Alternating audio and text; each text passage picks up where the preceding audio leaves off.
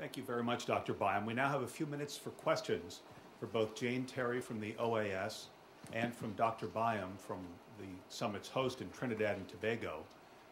I might start with a question for Dr. Byam, which is this meeting, this first summit with President Obama will be historic for many reasons, one of which it will provide the opportunity for the first Afro-descended President of the United States to meet with the leaders of CARICOM. And I just wonder if you can tell us a little bit about how you think that meeting will unfold. Well, in the absence of my crystal ball, and noting that my role as a functionary, I would say that we have entered into a period of, I think, an opportunity for re-engagement on an exciting level. I expect that, given what has been stated by President Obama about his approach and his staff and representatives who've spoken to us from time to time about an approach where sovereign countries and representatives of sovereign countries will sit and exchange views. I expect that there will be a very cordial exchange, but I know that each country has their own particular needs. Many of our needs are mutual, but there are some specific areas, and I wouldn't wish to say who might raise what because I wouldn't have a clear idea, given that each head has the opportunity to bring to the fore whatever is the most pressing aspect of the local agenda. But I would say that certainly some of the changes that have already begun within the U.S. administration seem to bode well for an opportunity to discuss a meaningful advance in energy cooperation, to begin or recommence a discussion on environmental sustainability. And the way we move forward collectively to address the pressing matters of the financial and economic crisis, and also security concerns that if you put on the television this morning, you see almost ad nauseum reflections of a problem focusing on your border right now, but which really plays out in a microcosm and sometimes in a macrocosm in other parts of the hemisphere. These areas, I think, are rife for a lot of contention, but I think our heads will come together and deal with it in a very sober and responsible manner. I don't know if that addresses your question or if it sounds like my functionary speak, but I'm always cautious where I have to comment on what the political side of things will decide. But I want to say, though, to address something you raised before I came to the lectern, that I do believe we were aware of the logistics. But we are brave people and we are welcoming people. And we were prepared to do it in conjunction with the CARICOM community because we are a full-fledged member of the CARICOM grouping.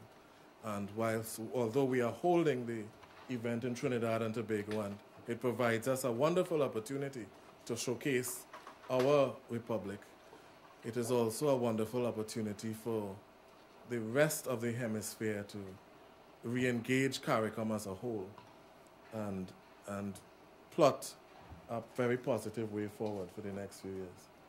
Thank you. Yes, we have one question over here. If you could wait for the microphone and then identify yourself as you ask your question, please. Carmen Delgado Voto, Palco. This question is for Ms. Thery. Can you tell us what the content of the 13 paragraphs in the declaration that have not been agreed to are about, and are there any serious bones of contention in them? I'd be happy to characterize them, having been involved in these negotiations over and over again. The paragraphs that have been approved are really the agreed common agenda that we've developed over the years, and that's the majority of the paragraphs. The paragraphs that haven't been approved, I would say, are have two characteristics, and I would defer also to other surge participants to this. One is quite technical. One is when you're talking about very technical issues such as measures to improve the business climate, or in the past we worked on lowering the cost of transfers of remittances, or goals for trying to reduce HIV, AIDS in the region and provide medications. In those areas, they're technical areas that need to have quite technical language that has to be approved at a very political level. So it's important to be able to keep those open until we have exactly the right wording, and so they're achievable and they're technically correct. The other type of language is very political, is very leaders-like language about our goals for democracy, about our hemispheric goals going into the next 10 years. Maybe some issues on how we deal with trade and investment issues at the highest level. And those are open partly because they have to be decided at the very highest level. So they stay open until the foreign ministers and then the presidents address them right before the summit, because they're very political issues. That's about right. Yeah. I would only add that I tend to look at, I know you want to focus on possible contention, but I really want to look at this as optimistically as possible. Right now, the effort that's underway this week has been to work hard at bringing the document together and dealing with many of those bracketed areas. So I really hope that very soon we will have a document that is agreed upon, and that we will have very few to none of these bracketed areas.